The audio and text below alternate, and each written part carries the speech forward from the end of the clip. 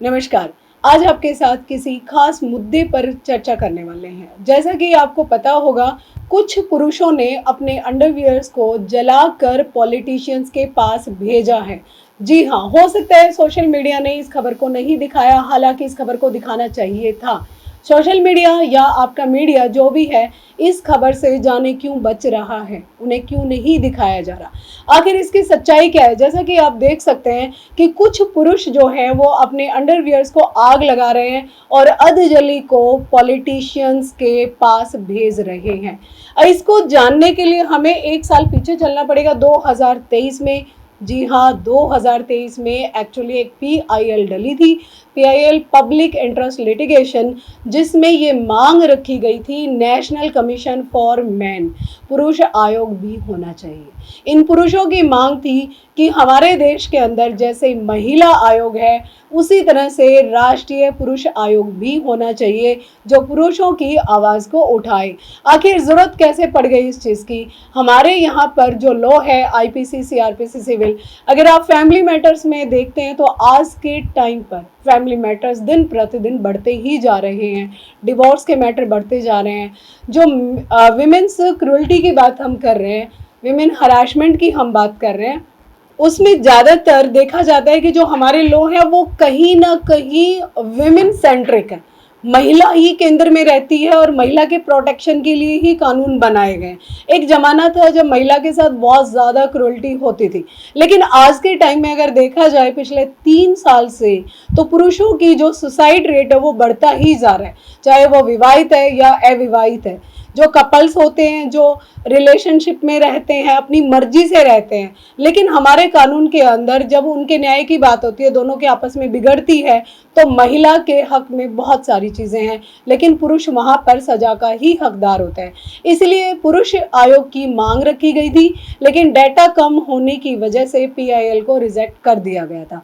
अब इस मुद्दे को, क्योंकि इलेक्शन का टाइम है, फिर से उठाया इन पुरुषों ने, और इनको उम्मीद थी कि मोदी सरकार में जब नए कानून बनने की बात चल रही थी कि देश के अंदर नए कानून आएंगे, तो इन पुरुषों को भी कहीं ना कहीं उम्मीद थी, होप थी कि इनके लिए कोई कानून आएगा।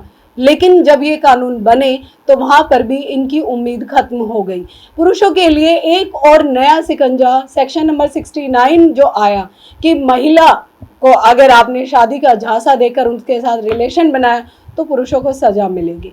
लेकिन सेक्शन 69 को लेकर कहीं पर भी ऐसी एक्सप्लेनेशन नहीं लिखी गई जो ये साबित कर दे कि वो शादी का झांसा, वो शादी का वादा है क्या, किस क्राइटेरिया पर, या आप ये कहेंगे कि लड़के ने लड़की को शादी का झांसा दिया।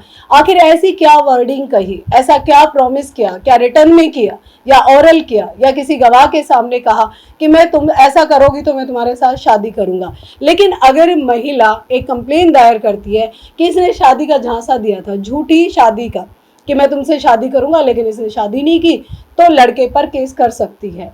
इसी बात को लेकर पुरुष आयोग बनाने की जरूरत है। देखो, देखा जाए तो कहीं ना कहीं हमें जो है वो न्यूट्रल सेक्स पे चलना चाहिए।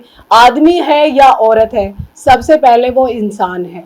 लेकिन जब लॉ की हम बात करते हैं तो महिलाओं के लिए फ्रीबीज दी जाती है, यानी कि उनके लिए बस में रिजर्वेशन है, फ्री टिकट्स हैं, रेलवे टिकट है, या कहीं पर भी महिला को स्पेशली जैसे फ्रीबीज दी जाती है। तो इन पुरुषों का ये भी कहना है कि सिर्फ महिलाओं को ही फ्रीबीज क्यों, महिलाओं को ही फ्रीबीज क्यों दिया जा रहा है, पुरुषों के लिए कोई भी चीज़ नहीं है। क्या वर्क प्लेस पर हरासमेंट नहीं होता? जैसे महिलाओं का सेक्सुअल हरासमेंट होता है एट वर्क प्लेस, ऐसे ही पुरुषों का भी होता है। पुरुषों के साथ भी मेंटली क्रूअल्टी होती है, चाहे वो पुरुष शादीशुदा है चाहे वो अविवाहित है, दोनों ही इस सिचुएशन से गुजरते हैं। स्टॉकिंग की बात की जाए कि लड़कियों को स्टॉकिंग की जाती है, सेक्सुअल हरासमेंट किया जाता है, छेड़खानी की जाती है, लड़कियों के साथ रेप होता है, तो वहाँ पर कानून के अंदर पूरी तरह से प्रावधान है, अच्छे से एक्सप्लेन कर रखा है। लेकिन यही चीज़ें जब पुरुषों के साथ होती है तो वो कहाँ पर जाए, उनके लिए क्या न्याय है, वो किससे गुहार लगाए? इसलिए इनके 4 क्राइटेरिया है। इन पुरुषों की मांग है कि एक तो राष्ट्रीय पुरुष आयोग बनाया जाना चाहिए, उनके साथ भी स्टॉकिंग होती है, उनके साथ भी मेंटली हरासमेंट होती है, फिजिकल हरासमेंट होती है, उनका भी रेप होता है, लेकिन कहीं पर भी कोई डेफिनेशन दे नहीं रखी है कि उनका रेप हो तो वो कहाँ जाए। और वैसे ही वर्क प्लेस पर उनके साथ भी सेक्सुअल हरासमेंट होती है। इस वीडियो के माध्यम से सिर्फ इतना ही कहना चाहते हैं कि इन पुरुषों की जो मांग की गई है वो सोचने और विचारणीय है, क्योंकि हम जिस समाज के अंदर रहते हैं वो हम खाली पुरुष प्रधान और महिला प्रधान की बजाय हमें न्यूट्रल सेक्सुअल जो लॉज होते हैं उन पे चलना चाहिए कि महिला है या पुरुष है, दोनों को ही ये साबित करना पड़ेगा कि उसके साथ गलत हुआ है, उसके साथ क्रूरल्टी हुई है, तो दोनों को ही न्याय मिलना चाहिए। क्योंकि जिस हिसाब से आजकल आत्महत्या कर रहे हैं शादीशुदा और जो भी अविवाहित हैं वो भी आजकल सुसाइड कर रहे हैं। इसी के साथ आपकी क्या राय है? आप क्या चाहते हैं समाज में, किस तरह की चीज़ें आप देख रहे हैं, किस तरह की सर्कमस्टेंसेस आपको दिखाई दे रहे हैं? आपकी बात पहुंचाने की पूरी कोशिश करेंगे। कमेंट करके बताइए और लाइक कीजिए, शेयर कीजिए। इसी के साथ मैं एडवोकेट बबीता फोगाट, नमस्कार।